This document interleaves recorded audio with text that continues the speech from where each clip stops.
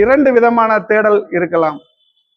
ஒன்று மனிதனுக்கு இன்பமான தேடல், இன்னொன்று மனிதனுக்கு துன்பமான தேடல். சொல்லுவாங்க, இறையை தேடுவது போல இறைவனை தேடு அப்படின்னு சொல்லி.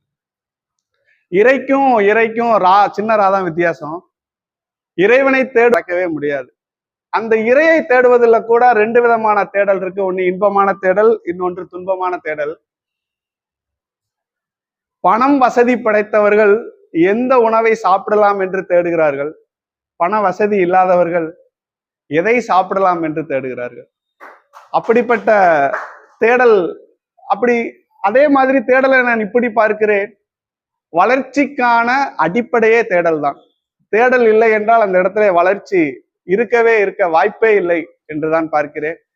பொதுவாக நம்ம எல்லாரிடமும் ஒரு வித்தியாசமான தேடல் இருக்கும். அது என்ன தேடல் அப்படின்னு பார்த்தோம்னா, இதை எல்லாருமே உணர்ந்திருப்போம். ஒரு பொருளை எல்லாருமே தேடுவோம், ஆனா அந்த நேரம் அது என்ன செய்யாது. ஆனா தேவையில்லாத நேரம் சரியா அது கிடைக்கும். ஆனா நம்ம ராஜேஷ் சாருக்கு மட்டும் எல்லாமே சரியா கிடைச்சிருக்கு. அது எப்படின்னு தெரியல. எல்லா தேடலையும் மொத்தமா கொண்டு வந்துட்டாரு.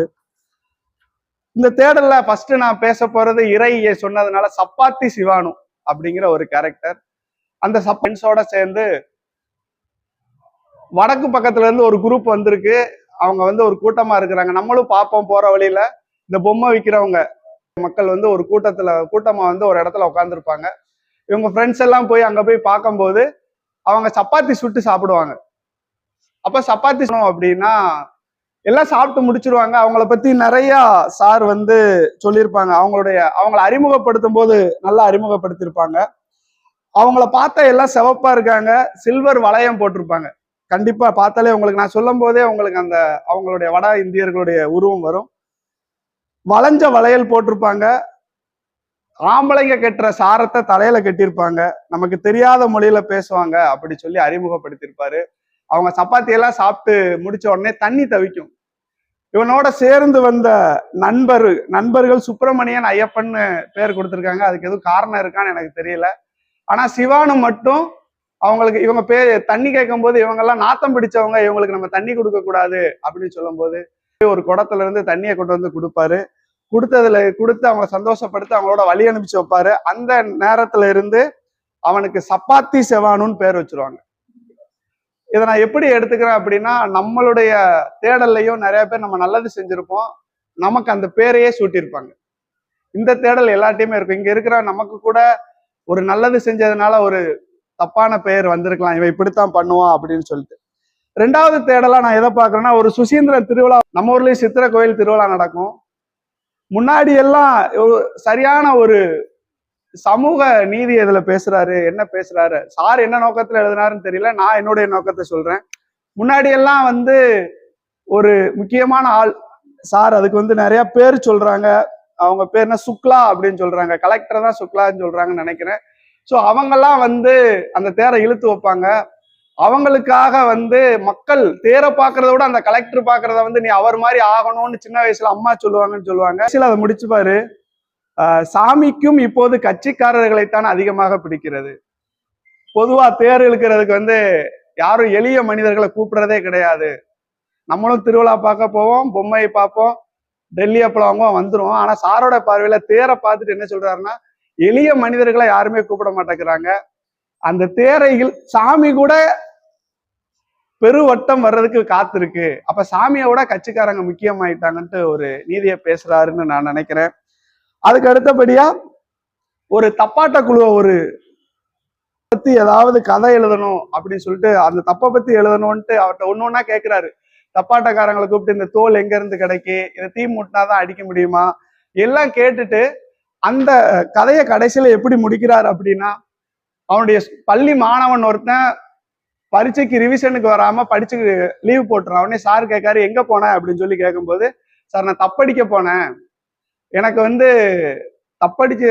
அப்போ சார் அந்த மாணவனை கண்டிக்கிறாரு, உனக்கு தப்பு முக்கியமா படிப்பு முக்கியமான்னு சொல்லிட்டு. எல்லாருமே ஆசிரியர்கள் தான். கேட்டோன்னா மாணவன் என்ன சொல்லுவான், எனக்கு படிப்புலாம் முக்கியம் இல்லை சார், தப்பு தான் முக்கியம். ஆனா அவன் சரியாதான் சொல்லியிருக்கான்னு சார் சொல்றாரு. சார் இன்னைக்கு படிக்கிற படிப்பு நாளைக்கு கஞ்சி ஊத்தும், ஆனா நான் அடிக்கிற தப்பு இன்னைக்கு கஞ்சி ஊத்தும் அப்படின்னு சார் என்ன போயிட்டாரு. இப்படி இது அதுக்கப்புறம் அடுத்த தேடல மாணவர்களுக்கு சந்தோஷத்தை பார்த்தீங்களா.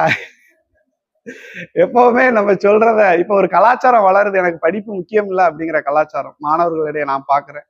அடுத்து கடைசியா ஒரு தேடல் சொல்றேன். இது அவன் அம்மாவும் அப்பாவும் ஒரு கேரக்டர், ஒரு பையன் கேரக்டர் கொண்டு வராங்க. அம்மா அப்பா எப்ப பார்த்தாலும் சண்டை போட்டுக்கிட்டே இருக்கிறாங்க. எல்லார் வீட்லயும் நடந்திருக்கும். எங்க வீட்லயும் எங்க அம்மா அப்பா சண்டை போடுறாங்க. அது ஒரு விதமான அன்பு. எங்க அம்மா அப்பா டெய்லி நைட்டு சண்டை போடுவாங்க.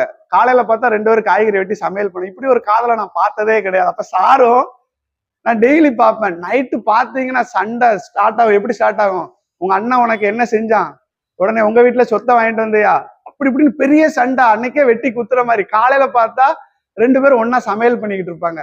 அதுக்கு ஒரு விளக்கத்தை சாரு கொடுத்துருக்கிறாரு, நீங்க படிச்சு பாருங்க. அதுல லாஸ்டா ஒரு ட்விஸ்ட் வச்சிருப்பாரு சாரு. அப்பா வச்சிருக்கிற ட்ரெங்கு பெட்டியை வந்து பையனை எடுக்கவே விட மாட்டாரு, அரட்டிக்கிட்டே இருப்பாரு அப்பா. அப்பா வந்து அந்த இடத்துல இறந்துடுறாரு. அப்பா இறந்ததை விட அந்த பையன் அந்த ட்ரெங்கு பெட்டிக்குள்ள என்ன இருக்குன்னு உள்ள போய் பார்க்க போவாராம்.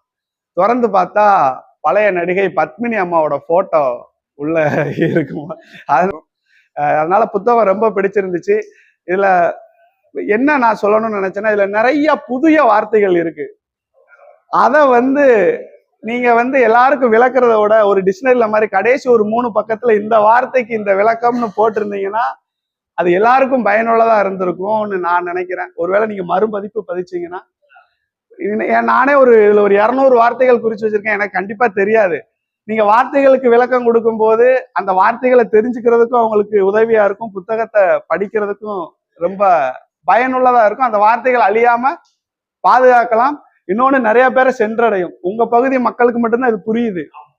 அப்போ இதை படிக்கிறதுக்குரிய ஆர்வம் குறைஞ்சிரும். அந்த வார்த்தைகளை பின்னாடி தெரியும் போது உங்க பகுதி மக்களை இதை ஒரு பொக்கிஷமா வச்சுக்கிறதுக்கு ஒரு வாய்ப்புகள் கிடைக்கும். வாழ்த்துக்கள் சார், ரொம்ப நன்றி.